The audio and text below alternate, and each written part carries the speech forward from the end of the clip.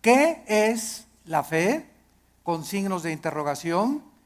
Y vamos a tratar de desarrollar este tema que considero que tal vez es de lo más importante que existe elementalmente en la doctrina cristiana para poder comprender qué es la fe. La diferencia entre creer simplemente o la simpleza de la credulidad y la fe bíblica, que son totalmente opuestos. Dice Hebreos 11:6, pero sin fe es imposible. Esta palabra imposible significa que no existe ninguna otra manera de agradar a Dios.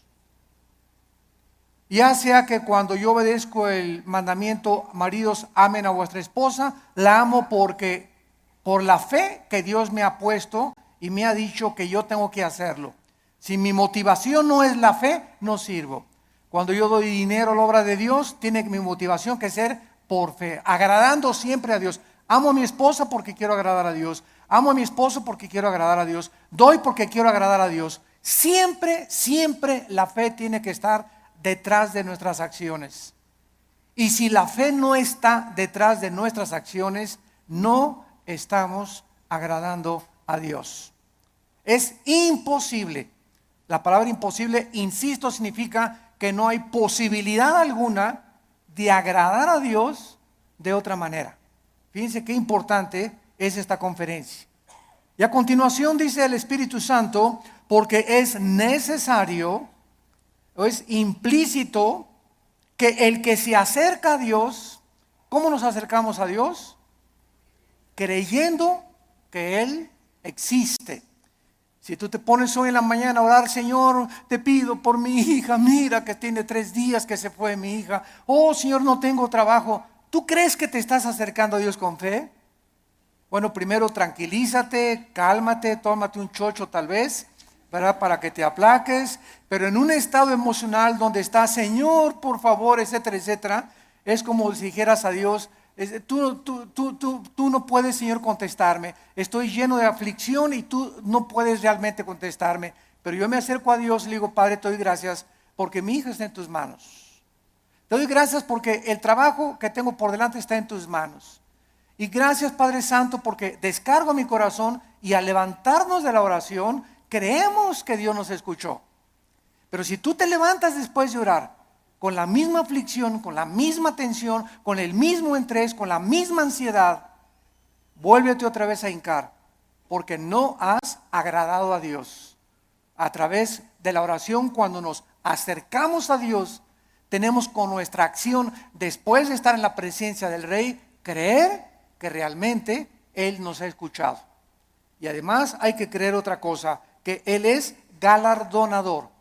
O sea que Dios nos va a recompensar todo vaso de agua que nosotros demos, un simple vaso de agua, a cualquier persona en el nombre de Jesús. Dios no es olvidador ni deudor para olvidar lo que Él nos tiene que dar, para bien o para mal. Muy bien, vamos pues en el versículo 1 a tratar de encontrar alguna definición que nos ayude a sentar nuestras bases de qué es la fe para comenzar a construir arriba del versículo 1. Es pues la fe, la certeza. La palabra upostasis, que se tradujo certeza, es sustancia. La fe es una sustancia, es algo real, es una seguridad. ¿De qué cosa? De algo que viene. De algo, no de algo que tienes ya. Porque si lo tienes ya, ya no es fe. Entonces la fe está relacionada con el futuro. Siempre, siempre con algo que no tienes y que viene. Y que tú tienes que estar seguro que viene. No tengo trabajo ahorita, tengo 3 días sin trabajo, 2 semanas sin trabajo, pero Jehová es mi pastor. Como decía mi esposa hace unos momentos, declaro que soy tu hijo, que nada me faltará, yo voy a mantener mi paz. Mi hijo se fue, mi hija se fue, no tengo trabajo, pero yo tengo la seguridad, la certeza que aunque no lo tengo ahorita, aunque no veo ahorita a mi hija que se componga, ni mi hijo que se componga, y aunque no veo ahorita prospectos del trabajo, lo creo, lo tengo seguro porque tú lo has dicho. No he visto justo desamparado a su descendencia que mendigue el pan. Yo sé que tú me vas a dar el trabajo, Señor. Yo sé que tú me vas a sacar adelante. ¿Por qué? Porque así lo dice tu palabra. Y esta seguridad que tú tienes, dice a continuación, es una convicción, aunque tú no lo estás viendo. Muy bien, vamos pues a tratar de explicar más claramente esto. La fe está relacionada con el futuro y con lo invisible. Con lo futuro y con lo invisible. Porque es algo que esperamos en el futuro, ya sea en 3 horas, 4 horas, mañana, pasado un mes, un año, no sé. Y al mismo tiempo es algo que no podemos percibir con nuestros 5 sentidos. En el momento en el que nosotros veamos algo, ya no es fe. Porque la fe está relacionada con lo invisible. En el momento que lo veo, ya no es fe. Por eso cuando alguien dice, si yo veo un milagro, voy a creer, esto es la antítesis de la fe. Porque es totalmente lo contrario. Primero tenemos que creer, como lo vamos a ver, para ver. ¿Me están siguiendo? No es ver para creer, sino creer primero para que después puedas ver la gloria de Dios manifestada. Muy bien, la fe es la certeza, es una seguridad de algo que esperamos y es una convicción de algo que nosotros no vemos. Esta certeza, ¿quién nos las da? Porque necesitamos una certeza y necesitamos una convicción para que nuestra fe sea sólida y esté basada en un buen fundamento teológico. Esta certeza nos la da la Biblia. Porque solo en la Biblia puedes encontrar las promesas que son futuras para nosotros. Dice Dios, si tú siembras escasamente, recoges escasamente. Si tú siembras abundantemente, recoges abundantemente. Si tú amas a tu esposa como Cristo amó la iglesia, no te imaginas las bendiciones que vendrán sobre tu vida. Si tú no amas a tu esposa como te estoy mandando en la palabra de Dios, las promesas mías que te tengo preparadas, no las vas a poder ver. Porque no has creído. Porque para que puedas ver la bendición en tu matrimonio, para que puedas ver la bendición en tu noviazgo, para que puedas ver la bendición económica en tu vida y en tus negocios, antes tienes que creerle a Dios y poner en práctica o en acción lo que Dios dice en su palabra. Y la convicción, ¿quién nos las da? El Espíritu Santo. Entonces tenemos íntimamente relacionadas a la Biblia con el Espíritu Santo. No podemos jamás divorciar al Espíritu Santo de la Biblia, ni la Biblia del Espíritu Santo, porque el Espíritu Santo es el autor de la palabra de Dios. Entonces necesitamos entender que el Espíritu Santo es un espíritu de santidad, ¿verdad? Es el espíritu de verdad, es el consolador. Entonces, si yo tengo el Espíritu Santo y quiero caminar con el Espíritu Santo y Él es santo, ¿podrán caminar dos juntos si no estuvieran de acuerdo? No, ¿verdad? Para que yo camine con el Espíritu Santo, tiene que haber santidad en mi vida, porque Él es santo y me toma de la mano. Pero el momento en el que yo camino sin santidad o comienzo a caminar en pecado en la vida, inmediatamente rompo mi comunión con el Espíritu Santo. Me suelta, es tan sensible como una paloma el Espíritu Santo. Inmediatamente vuela, no se hace a un lado y me encuentro caminando yo creyendo que Dios está conmigo, creyendo que el Espíritu Santo está conmigo, y estoy caminando en la carne. Es lo que se llama caminar en la carne. Y la carne es muy consagrada, La carne es muy religiosa. La carne adora a Dios y por acá y por allá, y sin embargo podemos hacer muchas cosas sin la ayuda de Dios en nuestra vida. Muy bien, veamos ahora que entonces la fe está relacionada con dos realidades eternas e invisibles, con Dios y su palabra. La verdadera fe bíblica está limitada a la Biblia. En otras palabras, hace algún tiempo recuerdo que unas personas me dijeron: Armando, ¿por qué eres tan incrédulo? ¿Por qué no crees que el orito que está cayendo del cielo lo manda Dios y las piedras preciosas que están cayendo en nuestra iglesia son de Dios? Y yo les contesté sencillamente: porque Dios no me manda a creer eso. Yo creo lo que la Biblia dice, pero el hecho de creer cualquier fenómeno o cualquier acción, aunque sea milagrosa, no implica que sea de Dios. Porque el diablo puede hacer fenómenos y puede hacer milagros también. Entonces no me pueden nadie catalogar ni tampoco a ti clasificarte como que eres un incrédulo y no lo crees. Claro que lo creo, pero si está en la palabra de Dios.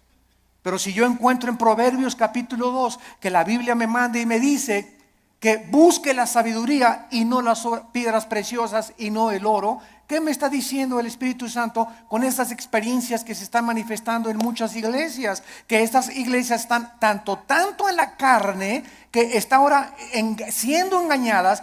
Pues quieren eso, quieren circo, maroma y teatro, quieren ver milagros, pues eso les voy a dar, como hizo Dios con los judíos en el desierto. ¿Quieren comida? Pues se las voy a dar hasta que les llegue hasta aquí. Y los atascó de codornices hasta que los volvieron el estómago. Este es un juicio de Dios.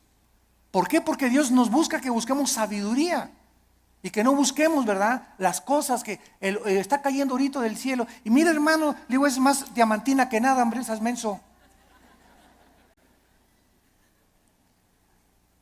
La fe está relacionada, está íntimamente ligada a la Biblia. Nuestra fe no es un trapo ungido. Hermano, voy a ir al río del Jordán. Y cuando vaya a Israel, voy a meter una botellita el agua del Jordán y me la voy a traer y me la voy a echar cuando esté enfermo. O la voy a poner ahí, le voy a ya casi una veladora. Voy a traer agua del Jordán y me voy a bautizar del río Jordán. El agua del río Jordán y el agua del río Bravo y el agua del río Nilo y el agua del río Támesis en Inglaterra es exactamente igual. El río Jordán no tiene propiedades milagrosas. Es el agua de un río donde hace 2000 años el Señor Jesucristo fue bautizado, pero el agua no tiene nada de milagroso. El río es como cualquier otro río, y el hecho que Jesús y el Bautista hayan bautizado ahí no significa que va a ser agua milagrosa. Estamos retrocediendo otra vez a Roma, a la agua bendita. Antes entraba a la iglesia y le metía la mano y me hacía por mí que agua bendita, porque le hicieron así y le atribuían propiedades milagrosas. Esto se llama hechicería. Esto es vulgar hechicería, atribuirle a un objeto, a agua, trapitos o cualquier cosa, poderes milagrosos. Esto es hechicería. Los brujos usan cosas y collares y amuletos, talismanes, patas de conejo. Todo eso está relacionado con el mundo del ocultismo, no con la Biblia. Y les hablo tan claro como el azul del cielo hoy en la mañana, sin tapujos y derecho y a la yugular. Ya no podemos andar con rodeos. Ya no podemos andar diciendo que tenemos que hablar al pan, pan y al vino, vino. Tú tienes que entender ya claramente qué es la fe. Y ya no estar poniendo un objeto como hace algún tiempo. Me vende un trapito y ahí va la gente y compra el trapito ungido. O te mando este anillo que lo compré en Jerusalén. O este collar que tiene propiedades y porque este predicador en tal parte lo anunció, y van y lo compran y se lo cuelgan y le atribuyen propiedades milagrosas, o ponen el trapito debajo de la almohada y se les va a quitar el dolor de cabeza, o va a traer que la maldición se va a ir de su casa. Todo eso está relacionado con el mundo de la hechicería. Eso ya no es fe. Y esa hechicería está entrando a las iglesias cristianas. ¿Por qué? Bueno, hace 2000 años en la iglesia de Gálatas, en Gálatas 5 versículo 1, el apóstol Pablo, si alguien no lo cree, les dice a los Gálatas: ¿quién los fascinó para no oír la verdad? Y esa palabra fascinar en el griego es hechizar. La iglesia de Galacia estaba hechizada, estaba controlada por demonios que habían entrado en falsos maestros y pastores que esta iglesia tenía y que les estaba enseñando a los cristianos. Es que no es suficiente la muerte de Cristo, necesitas circuncidarte, no necesitas poner árbol de Navidad, no necesitas hacer estas cosas, necesitas ahora agregarle a la obra de la cruz algo extra. Cuando la Biblia dice que cuando Cristo murió en la cruz del Calvario, se finí, caput, se acabó, consumado es. No hay nada que agregarle a la muerte de Cristo para el perdón que hemos recibido.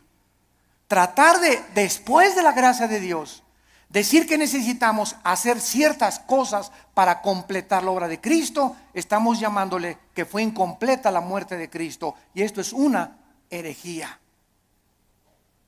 Hace algún tiempo, bueno, más bien no algún tiempo, hace algunos días, me entrevistaron en un programa de televisión. Y una de las preguntas que siempre me hacen en Colombia, en Guatemala, donde quiera que voy, es: ¿qué se pierde la salvación? Siempre me preguntan esa pregunta. ¿Por qué? Porque el 65-70% de la cristiandad cree que se pierde la salvación.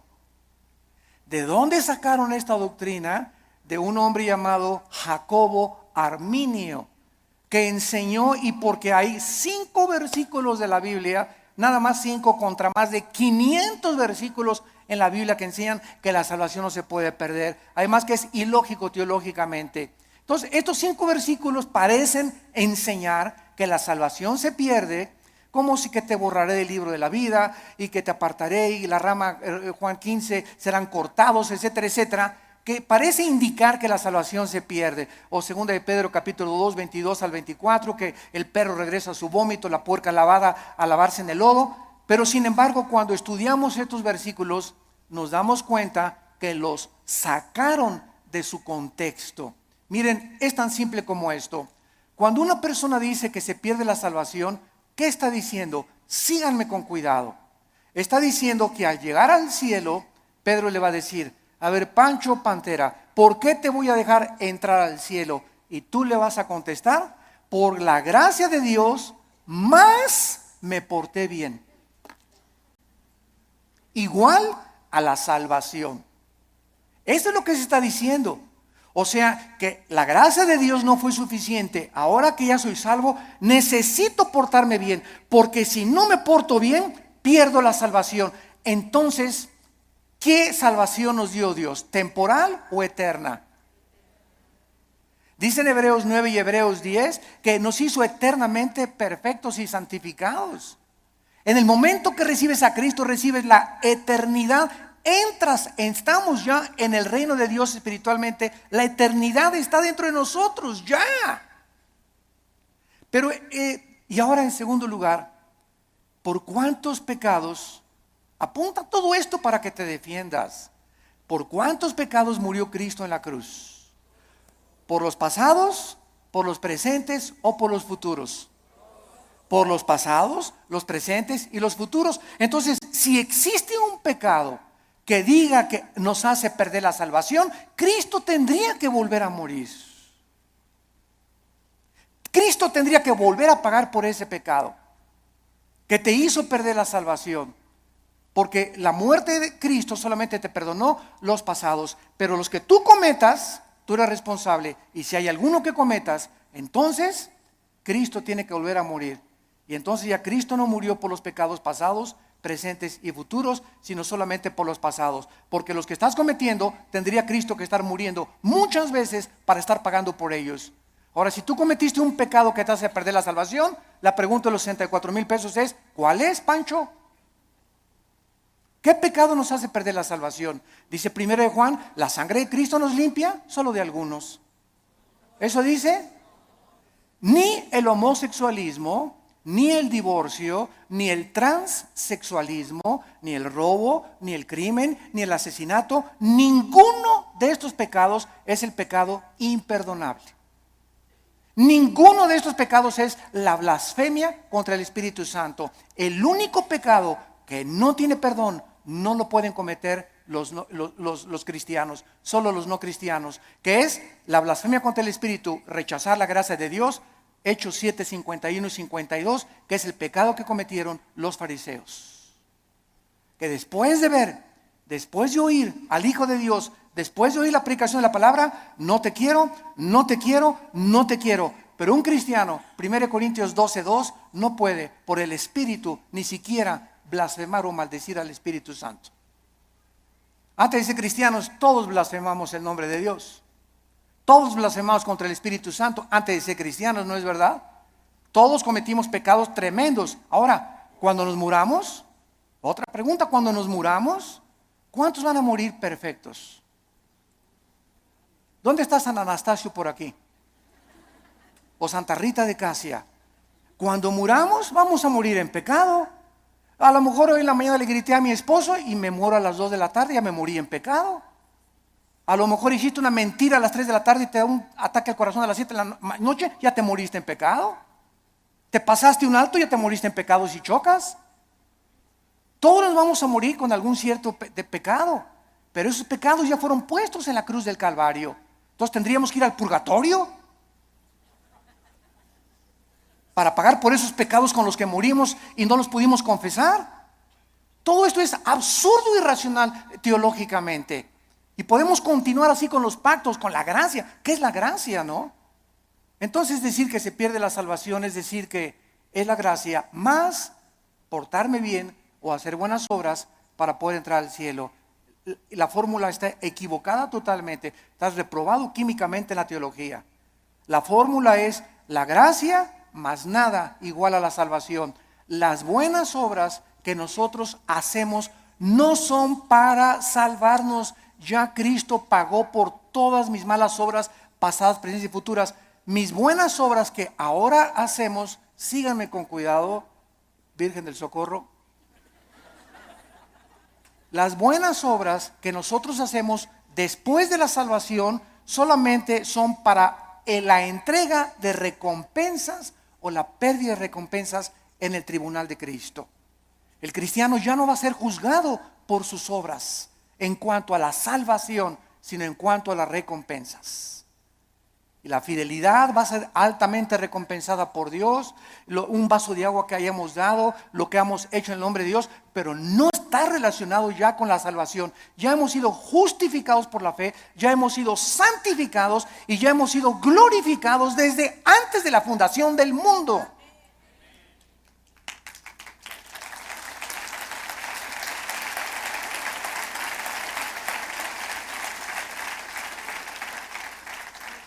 Tenemos que desenterrar otra vez la doctrina de la salvación en el siglo XXI y volverla a enseñar claramente, porque el pueblo de Dios en los errores en que está cayendo es por no tener bases teológicas firmes, doctrinales, de una doctrina elemental como la gracia y la salvación.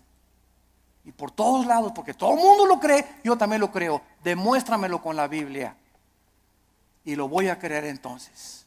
Pero no voy a creer que porque todos creen que se pierde la salvación, yo voy a creer que se pierde la salvación. Yo te lo demuestro y se los dije en la televisión, tenemos el debate con el que quiera y se lo demostramos, ¿verdad? Que es absurdo seguir creyendo que se pierde la salvación. Ahora muchos dicen, bueno, como ya no pierdo la salvación, me voy a portar ahora sí, le voy a dar vuelo a la hilacha, ¿verdad? Bueno, dice Gálatas 5:10 que fuimos llamados a libertad, solamente que no usemos la libertad como ocasión para la carne. La persona que dice eso, con que no puedo perder la salvación, puedo hacer lo que quiera, no es salvo. No es salvo. Porque si tienes al Espíritu Santo, no vas a tratar de aprovecharte y tomar la gracia de Dios como una licencia para pecar. Eso demostraría, Romanos 6, que pues pecaremos para que la gracia de Dios abunde. De ninguna manera, porque los que hemos muerto con Cristo, ¿cómo vamos otra vez a pecar? O a tratar de pecar voluntariamente. Ya demostraría que ni siquiera tenemos la salvación. Bueno, esto es importante en relación con la fe.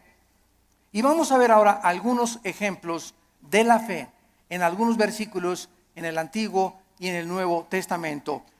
Vamos a ver en primer lugar el Salmo 27, para que veamos cómo operó la fe en el Antiguo Testamento y tengamos bases más profundas acerca de nuestra fe.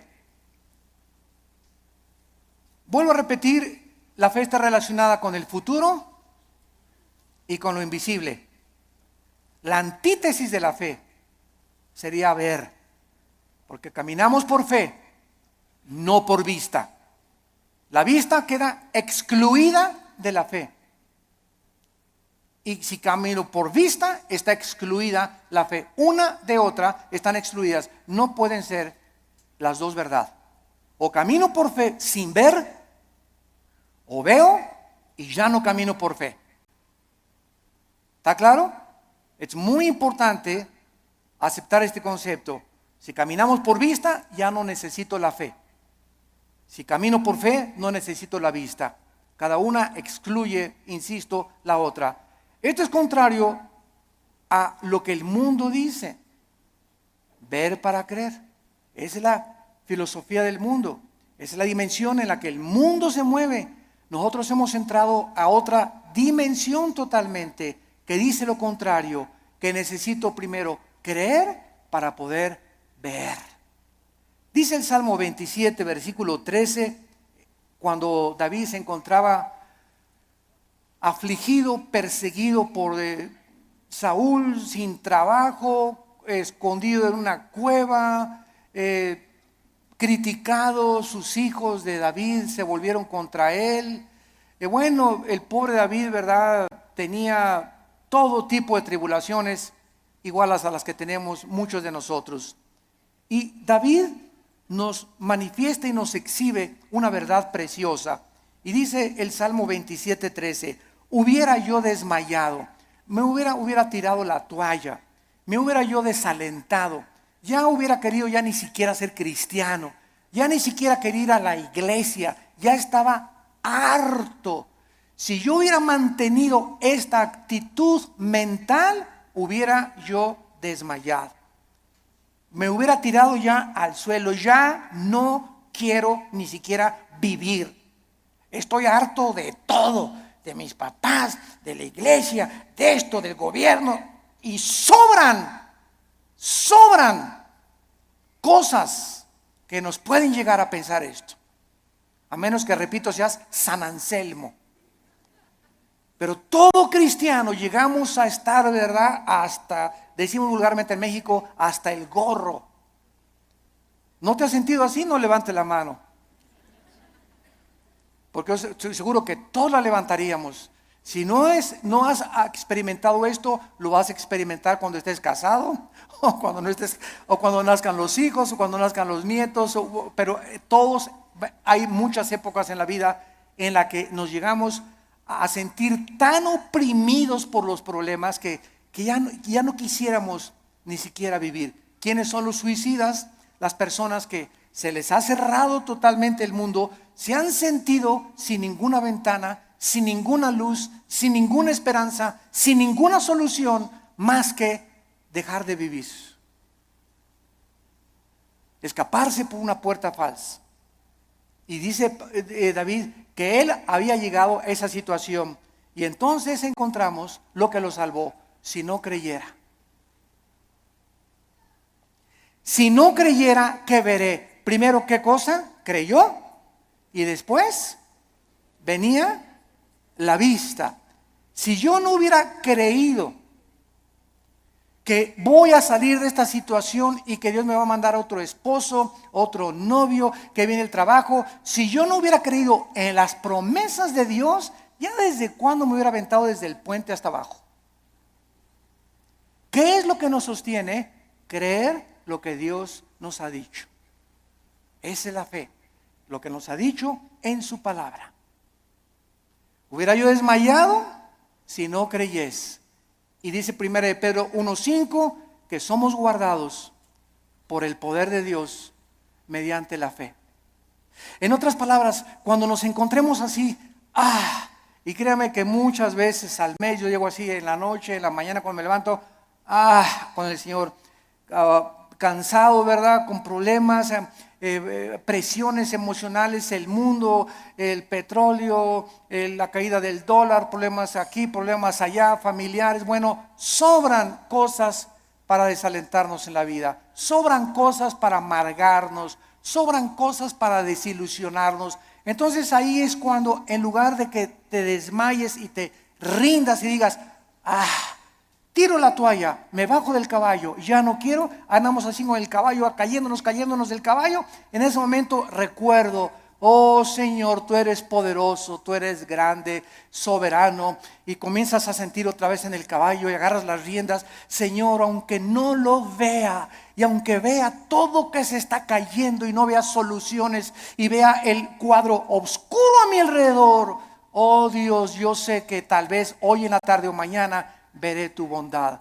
Me vas a sacar del pozo de la desesperación, me vas a pintar un nuevo futuro, vas a solucionar mis problemas, y por eso sigo en mi caballo y rajámonos pinto, échele velocidad y vamos adelante. No te me rajes, México lindo y querido.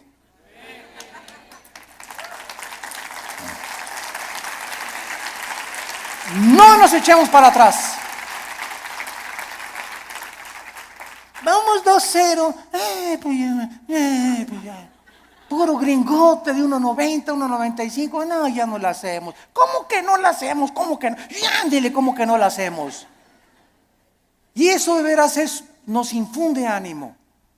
Porque es un cuadro físico de lo que espiritualmente debemos hacer nosotros. Crecernos al castigo. Ya no hay trabajo. Y nadie me quiere. Y me dicen risitos de oro, pero tengo nariz de corcholata. ¿Sabes una cosa? Bueno, ¿por qué comenzamos a sentirnos así? Porque estamos viéndonos en el espejo, porque estamos viendo la situación, porque estamos caminando por vista. Olvídate y desconéctate de lo que ves y lo que por tus 5 sentidos entran, y conéctate con la palabra de Dios. Diario ven a la Biblia en la mañana, cargar las pilas, la energía. Chupa la fuerza espiritual que Dios tiene para nosotros, que es la que nos va a sostener. Nos separamos de la Biblia y nos vamos al suelo. Hebreos 11:27, otro ejemplo en el Nuevo Testamento de Moisés. Hebreos 11:27 dice así: por la fe, por creer lo que Dios había dicho, porque la fe nunca la desconectemos de la Biblia. Por creer lo que Dios ya había revelado en su palabra en el Antiguo Testamento, Moisés dejó Egipto. Si él hubiera sido guiado por sus emociones, vean ustedes, el temor, que es el más grande enemigo de la fe. El temor. El temor es la antítesis de la fe, es lo opuesto de la fe. Si Moisés hubiera dicho, el rey, si me voy me va a mandar los soldados, me mata, me corta la cabeza, él es el emperador de Egipto. Pero Moisés no vio al emperador de Egipto, no el temor que comenzó a meterse, porque el temor así entra como la termita, ¿verdad? Y comenzamos a sentir así que, y el temor, y comenzamos hasta a sudar frío, y comenzamos a temblar por el temor, y saldrá esto, y saldrá de la operación mi abuelita, y podremos, y dejamos que nos domine esta emoción, comenzamos a alejarnos de Dios y comenzamos a perder el poder de Dios que está viviendo por fe. Moisés dijo, antes de tenerle miedo al faraón, antes de tener miedo a su abogado, antes de tenerle miedo a mi suegro, antes de tenerle miedo a mi ex esposo, antes de tener miedo de nada ni de nadie en este mundo, tengo temor de Dios. Y eso fue lo que hizo Moisés. No vio el temor del emperador, los ejércitos que tenía, y dejó Egipto. No fue gobernado por el temor, sino creyó lo que Dios le había dicho y venció sus emociones. Porque se sostuvo como viendo físicamente a Dios. ¿Eso dice? Este está en tercera de Pancho 3:1. Porque se sostuvo viendo algo que no se veían con sus ojos, ni se experimentaba empíricamente con sus 5 sentidos. Se sostuvo por algo que nadie podía ver, pero él sí podía ver, y podemos ver los cristianos, que es a Dios. Viendo al invisible. ¿Con qué ojos lo vemos? Con los ojos de la fe. Es un par de ojos que el Espíritu Santo nos ha entregado que el mundo no tiene. Vemos no lo que vemos, vemos las cosas que no se ven, porque las que no se ven son más reales que las que se ven. Esto fue lo que hizo que Moisés se pudiera sostener. La fe nos capacita para ver lo que el mundo no puede ver. No hay trabajo, no hay esto, no hay aquello. El mundo, terremotos, se cae. Ahora que fue el terremoto de Japón, no sé si vieron ustedes un video de los muchos que han pasado, que primero el terremoto, el tsunami y el puntillazo, la fuga de gas radioactivo. Y pasaron a una japonesita que era cristiana, como de 80 años de edad. Y está la japonesita en el video caminando y dice, aquí estaba mi casa. Y para todos lados estaba viendo, y ahí estaban mis hijos, y ahí vivía mi sobrino. Y se queda la japonesita como de 80 años de edad, sin nada ni nadie en el mundo. Ni una cobija donde acostarse. Y se hace así las cabezas y dice, pero tú me seguirás sosteniendo. Bueno, las lágrimas comenzaron a caer de mis ojos. Pero fue así una cosa, ¿verdad? Para poner una película. Ahí estaba mi familia, ahí estaban mis papás, ahí estaban mis hijos, mis nietos, aquí estaba mi casa. No hay nada. Imagínate, de la noche a la mañana quedarte sin familia, ni vecinos, ni papá, ni mamá, ni nada, y levantar los ojos, pero tú me seguirás sosteniendo. Esa es la fe. Sostenidos viendo lo que no se ve, con los ojos y la seguridad y la certeza y la convicción de lo que Dios ha dicho: no te dejaré ni te desampararé, aunque se acabe todo a tu alrededor. Veamos ahora en Juan capítulo 11. Juan capítulo 11, versículo 39 y 40. Se muere Lázaro. La familia de Lázaro eran las hermanas Marta y María. Marta es un ejemplo de la mujer afanada, María un ejemplo de la mujer que se acerca a Dios. Pero las dos nos representan a todos nosotros. No porque te digas Marta va a ser afanada, ¿verdad? Pero es un ejemplo solamente de que todos nosotros padecemos esta debilidad, de que muchas veces queremos ver para creer. Y tenemos que dominar esa tentación y ese impulso de nuestra antigua naturaleza. Entonces aquí en Juan 11:39 dijo Jesús: quiten la piedra. Marta, la hermana del que había muerto, dijo: Señor, y ella, porque es de 4 días. Jesús le dijo: ¿no te he dicho que si crees, verás? Ahí está otra vez. Marta, tú no tenías que haber visto que se alivió ahorita. Hemos llegado al punto que lo dejé morir, porque Cristo dejó morir a Lázaro. ¿Se acuerdan que cuando le avisaron? Señor, Lázaro se está muriendo? no hizo caso.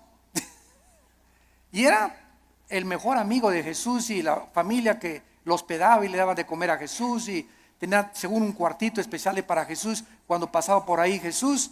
Y no hizo caso Jesús. Y Lázaro se murió. Y ya que tenían 3 días, Jesús dice a los discípulos, vamos a donde está Lázaro. Y ahora sí, como decimos en México, ¿ya para qué? ¿Ya para qué? ¿Ya para qué? Pues ¿cómo que ya para qué? Pues eso decimos nosotros, pero no lo dice Jesús ni Dios tampoco. Y llega Jesús, los discípulos, ¿ya para qué, Señor? ¿Ya para qué? Ya pierdes tu tiempo. Y es que todo, dice Cristo, lo hice llegar a este punto y te estoy haciendo llegar a este punto donde pierdas tu trabajo, donde tengas esa enfermedad, donde pases esto. Estoy llevando las cosas al extremo para que cuando estén en el extremo, ahí pueda yo ser grandemente glorificado por tu vida. Yo cuántas personas he visto que se enferman de cáncer y que son sanadas y que dicen, Dios mío, hasta los médicos, pero esto es un milagro. Pero si no hubiera sido esa enfermedad, no hubiera sido glorificado Dios. Si no hubieras perdido tu trabajo y un trabajo te viene milagrosamente, ¿cómo podrías decir, Señor, solo tú pudiste haberme dado este trabajo? Fue un milagro. Así como ayer la selección mexicana fue un milagro que ganara. Pero aquí no se mete, ¿verdad? La fe. O sea, 2-0 decimos, ya al 2-0, yo ya iba a pagar la televisión. La neta. Dije, ya, otra goliza. ¿Cómo nos vamos a levantar de un 2-0 con estos gigantones de gringos, verdad? Y cuando viene y te das cuenta, ¿no? Que, caray, digo, lo que no parece, se puede convertir en una realidad. Entonces muchas veces Dios deja que lleguemos a ese 2-0 y que parezca que todo está perdido. No está perdido. Porque Él es Dios y Él es alguien que ha dicho, no te dejaré, desampararé, estaré todos los días contigo hasta el fin del mundo. Podemos, aunque perdiere mi padre y mi madre, con todo Jehová no me dejará. Porque Él es nuestro sostén. Y le dice Cristo a Marta, si tú crees, vas a ver la gloria de Dios. Tenemos que ver espiritualmente para poder creer. La gloria no puede venir hasta que no creamos. Por ejemplo, en el área económica, en el área matrimonial, en el área de relaciones sociales, en el área de nuestras amistades, en todo esto se cumple primero creer para ver. Dios le dice a los maridos, amen a su esposa. Tú amas a tu esposa sacrificialmente y comienzas a quitar todas las imágenes de otras mujeres de tu vida, etcétera, etcétera, y ve Dios tu fidelidad mental y espiritual, porque los pensamientos no le engañan a Dios. ¿Qué hace Dios cuando un hijo está haciendo lo que la Biblia dice porque quieres agradar a Dios? Te bendice. No te imaginas cómo te bendice. Señor, pero que tú ya tiene 20 kilos de más, Señor. ¿Cómo tú? ¿No puedes cambiar una llanta vieja por una nueva? Como dicen en Guanajuato, ¿verdad? Y sabes una cosa, que cuando estamos casados no es solamente la pasión. La pasión dura la luna de miel 3 o 4 días y dura también en el triunfo del amor. Pero todas esas pasiones que tú ves y esos enganches que se dan en esas cosas no duran. Y claro que nos seguimos besando y todo, ¿verdad? Pero entonces ya entras al matrimonio y ya entras a un nivel donde no solamente es pura pasión, hay problemas y bajadas y comienzas a entrar a una madurez donde maduras con tu esposa y te das cuenta que es una relación que tiene que durar toda la vida hasta que la muerte nos separe, porque está basada en un cordón de 3 dobleces, que es Jesucristo. Entonces ya no está basada tanto en el físico como en una relación espiritual, porque los matrimonios que duran son los matrimonios que los dos son discípulos de Cristo. Cuando dos caminan hacia Dios, es como un triángulo. Dios está en la punta del triángulo y aquí está el hombre y la mujer. Cuando el hombre y la mujer caminan los dos siguiendo a Cristo, cada vez están más cerca el uno con el otro, porque más cerca están de Dios. Y ya podemos vencer esas cosas de cámbiame, la verdad. Oye, es que no vas a tener Miss México toda tu vida. ¿Qué querías, verdad? ¿Que tu esposa te durara así?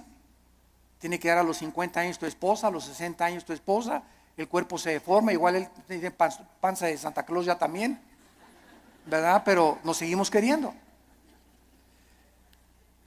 Entonces nuestra antigua naturaleza demanda ver para creer, puesto que depende de los sentidos, pero no de la palabra de Dios. Y vemos en penúltimo lugar 2 Corintios 4. 2 Corintios 4, versículos 17 al 18. Y dice el apóstol Pablo, esto es tremendo. Estamos tratando de encontrar la fe en el Antiguo y en el Nuevo Testamento en algunos pocos versículos. 2 Corintios 4, 16 y 17 al 18. Por tanto, otra vez dice Pablo, no desmayamos. Qué peligroso es darnos por vencidos. Qué peligroso es tirar la toalla en la vida cristiana. Qué peligroso es desesperarnos. Qué peligrosísimo es desanimarnos. Qué peligroso es. Porque cuando un cristiano es animado, se te viene una horda de demonios que van a agravar tu situación, se va a convertir en una cosa crónica en tu mente, vas a comenzar a sufrir unas depresiones. Las personas que sufren de depresión continua, todos somos deprimidos de vez en cuando, pero cuando somos deprimidos ya 3, 4, 5 días deprimido, estás bajo ataque del maligno, porque el fruto del Espíritu es paz, gozo y amor. ¿Por qué has llegado a esa situación que estás así, que ni te toquen porque brincas? Porque tienes una semana, 2, 3 semanas que te soltaste la palabra y comienzas a desmayar porque no estás aferrado a la palabra de vida. Por tanto, no desmayamos, dice el apóstol Pablo. Antes, aunque nuestro cuerpo exterior se va desgastando, el interior, no obstante, se renueva de día en día. ¿Saben ustedes que lo peor que existe para una persona es verse en el espejo? Bueno, claro que tenemos que peinarnos, ¿verdad? Y rasurarnos, etcétera, etcétera. Pero cuando ves, ya tengo 50 años, viejito, ya. No, ya tengo 70, ya para qué, ya voy de salida. ¿Cómo que vas de salida a los 70 años? Ya tengo 80, ya voy de salida, ya para qué. ¿Cómo que vas de 80? A los 80 años Moisés fue llamado por Dios. A los 80 años Caleb le dijo a Josué, dame más montañas para conquistar. Cuando comenzamos a vernos físicamente, no, pues es que dicen que a los 60, a los 70 se deteriora el cuerpo. Eso dice la ciencia, pero dice uno de los salmos que cuando nosotros confiamos en Dios, seremos fructíferos como las palmeras, tendremos fuerzas como las del búfalo y creceremos como los cedros del Líbano para continuar anunciando la justicia de Dios. ¡Qué viejo ni qué viejo! Dejemos que nuestro cuerpo se siga desgastando. Yo les he hablado tantas veces de nuestra abuela materna que murió hace algún tiempo, de 97 años de edad. Mi abuelita, 97 años de edad, no usaba bastón. Nunca se convirtió a los casi 80 años de edad, después de haber sido 30 años presidenta de la Acción Católica de México. A los 80 años de edad, vivió todavía 17 años más a los 97 en sus 5 sentidos. Y se levantaba a las 7 de la mañana, se emperifollaba y se ponía su loción Sanborns, se cubría todo, ¿verdad? Y caminaba, era la loción famosa en aquel tiempo, ¿verdad? Y la más barata también. Y estaba a los estudios y la llevaba a los estudios en la mañana y en la tarde. ¿Ahora dónde vamos, hijito? Me decía a las 5 o 6 de la tarde el domingo. Le digo, abuelita, tú a tu casa y yo a la mía, le decía. Porque todavía traía cuerda a los 95, 96 años, traía cuerda todavía, porque, a ver, y vamos a ver una película mejor de Walt Disney, ¿no? Y llévame a cenar, abuelita, que me desgastas, abuelita, me dio más de 50 años de edad, pero ¿qué era lo que la sostenía ella? Y que era, nunca, siempre el gozo, siempre contenta, ¿verdad? Regañando a todos y por aquí y por allá. Se parece mucho a mi mamá, ahorita usted la conoce, a la generala y mamá, ¿verdad? Sobre todo los que van a Liti. Pero esa es energía que necesitamos tener. Y no estar, ya tengo, cacle. El interior se va renovando.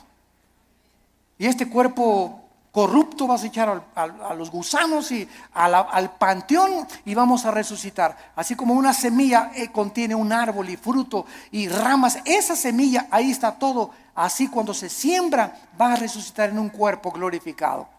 Y nos vamos a ver, y cuál cacle ni cake nada, ¿verdad? Sino que tenemos que mantener esa energía y esas fuerzas, esas ganas para vivir para Dios. Porque los que se mueren pronto son los que no tienen ganas de vivir para Dios. Ya, para que ya yo llegué, ya voy de salida. Tienes que hablarle a tus nietos y tienes que hablarle a tus viejitas y tienes que ir a los asilos a predicar. No te encierres nada más, cacle. Nada, hay mucho que hacer todavía. La energía la tenemos por dentro y olvídate por afuera. No te veas en el espejo. Ve lo que Dios está haciendo internamente con tu alma. Dice Pablo, porque esta leve tribulación momentánea, miren nada más cómo considera Pablo la vida. En primer lugar, los problemas, las aflicciones y los sufrimientos son leves.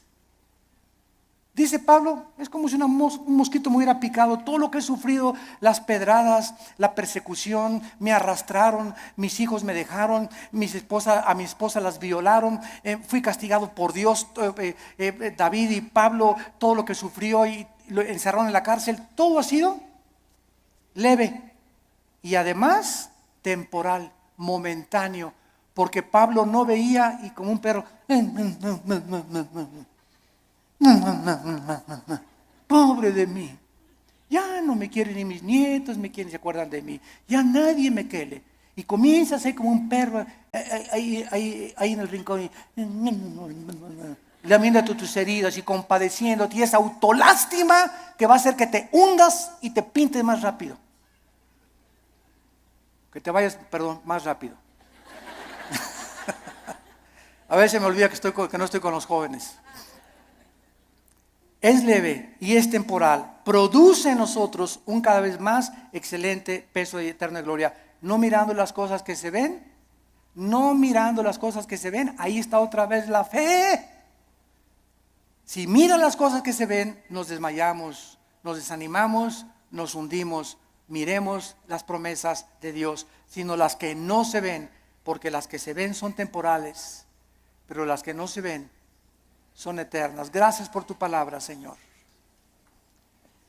Señor, gracias por alimentarnos, edificarnos, animarnos con tu palabra.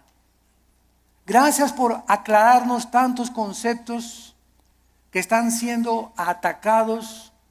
Estamos siendo invadidos por doctrinas extrañas que se han acabado aceptando como si fueran la verdad. Regresemos a la Biblia. Volvamos otra vez a abrir las páginas santas de la Biblia para que el Espíritu Santo alumbre nuestro entendimiento y podamos ver la gloria de Dios en la faz de su Hijo Jesucristo. Gracias porque sin esta fe, sin creer en lo que tú nos has dicho, no existe ninguna otra manera en que te podamos agradar. Porque así tú, Señor, lo has determinado. En esta mañana muchos de ustedes que nos ven a través de la televisión y aquí presentes, tal vez eran crédulos. Y tú le llamabas fe a lo que te habían enseñado en tu familia o en tu religión, sin saber en qué estaba basada lo que te habían enseñado. Pero la fe requiere de conocimiento, porque necesitamos conocer, porque viene por el oír y el oír por la palabra, para que tenga una fe que salve tu alma. Ven a Cristo en esta mañana, entrégale tu vida diciéndole estas palabras: Señor, te doy gracias porque creo que en la cruz tu Hijo Jesús murió en mi lugar, que a los 3 días Él no se quedó en la tumba, tú lo levantaste de entre los muertos, dándome la garantía que yo también volveré a vivir juntamente con Él. Señor Jesucristo, te pido que entres a mi vida. Me arrepiento de mis pecados. Lávame con tu sangre preciosa. Sé para mí mi Señor ahora y mi Salvador, porque quiero ahora ya no vivir conforme a lo que veo con mis ojos físicos, sino con los ojos espirituales que en este momento me estás trasplantando tú, para poder ver tu gloria en tu palabra. En el nombre de Jesús, amén. Gracias a Dios por su palabra. Gracias a Dios por la Biblia. Vida Nueva para el Mundo se sostiene y propaga el mensaje de salvación de Jesucristo. Gracias a Dios, provee recursos para crear una comunidad y organización sana. Llevemos juntos el Evangelio de Jesucristo al mundo entero. Realizamos eventos, seminarios, congresos y diferentes programas para dar a conocer el mensaje de salvación y el poder de nuestro Señor, transformando y edificando vidas de mujeres, hombres, niños alrededor del mundo. ¿Qué pasa cuando decides hacer tu donativo? Aunque no puedas llevar la palabra personalmente a todo el mundo, de esta forma lo estás haciendo. Con tus donativos o aportaciones, estás sembrando y formando parte de lo que Dios está haciendo en su obra. Estás ayudando a traer luz a la oscuridad, paz al conflicto y esperanza a los que no tienen ninguna. Dona desde México.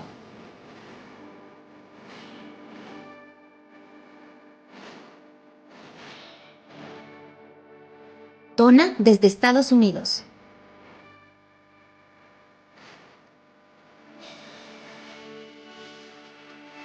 Para el resto de donaciones de otras partes del mundo, www.vidanuevaparaelmundo.org.mx/dona. Estamos cumpliendo la gran comisión. Por tanto, vayan y hagan discípulos a todas las naciones, bautizándolos en el nombre del Padre, del Hijo y del Espíritu Santo, enseñándoles que guarden todas las cosas que les he mandado. Y he aquí que yo estoy con ustedes todos los días hasta el fin del mundo.